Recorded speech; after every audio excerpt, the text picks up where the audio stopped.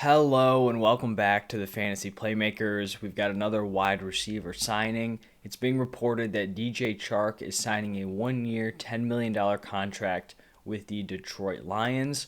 For the Lions, this seems like a fantastic move for them. They're not trying to overpay. They obviously need a wide receiver.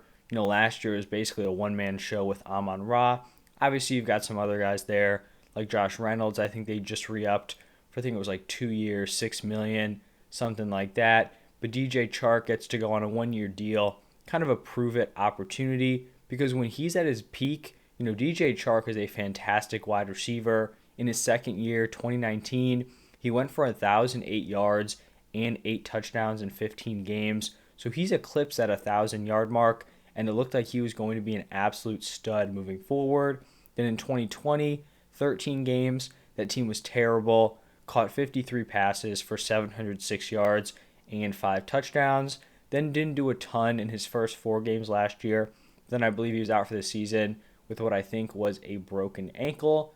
Kind of an interesting decision to go to the Lions. I understand you want a prove-it deal. He's getting $10 million, but is that the team that's really going to propel you to that next big contract? You're playing with Jared Goff.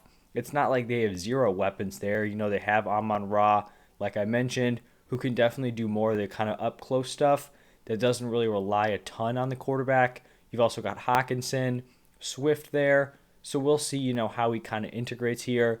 I'm rooting for DJ Chark, and I feel like the biggest thing here is it just shows how incompetent the Jaguars have been this offseason. You're going out paying massive amounts of money for guys like Christian Kirk and Zay Jones when you had DJ Chark on your roster. If they truly think Zay Jones is a better player than DJ Chark, I don't know what to tell you. They're getting the same amount per year. I was someone who was very interested to see where DJ Chark would go. I think if he slotted in as like a wide receiver 2 on a really solid offense, I think he could have a lot of fantasy value. But right now, wide receiver 2, even if he's wide receiver 1 of the Lions, what is the ceiling there if they're sticking with Jared Goff? For Amon-Ra, I feel like this gets a little bit interesting because we'll see if they continue to add pieces. I doubt they go out and bring in another big-time, wide receiver. Maybe they secure one in the draft, but I feel like this is a good test. I feel like the fantasy community is very split on Amon-Ra. Some people think he's a legit, future wide receiver 1 or like a fantasy wide receiver 2 option.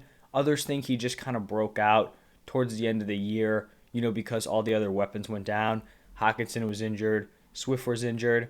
I'm probably somewhere in between, but I do think Amon-Ra is a very talented player. I think it's a really easy argument to make, when you're like, oh, this player only succeeded because these players were injured. But we have to remember, I think most people believe that targets are earned, not given. So if he was getting himself open, they obviously wanted to utilize him in the offense. I think he's going to be solid moving forward. We'll see if he's able to hold off a guy like DJ Chark.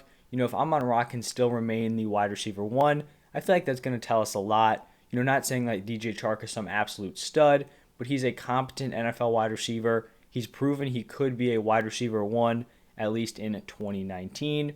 So we'll see how that all plays out. Once again, if you guys enjoyed this video, do me a favor, hit that like button and subscribe to the channel. If you want to see some of the other free agency content, I've posted videos on, Chase Edmonds, James Conner, Trubisky, and Christian Kirk. So those are up on my channel right now. Thank you for stopping by, and I'll see you in the next one.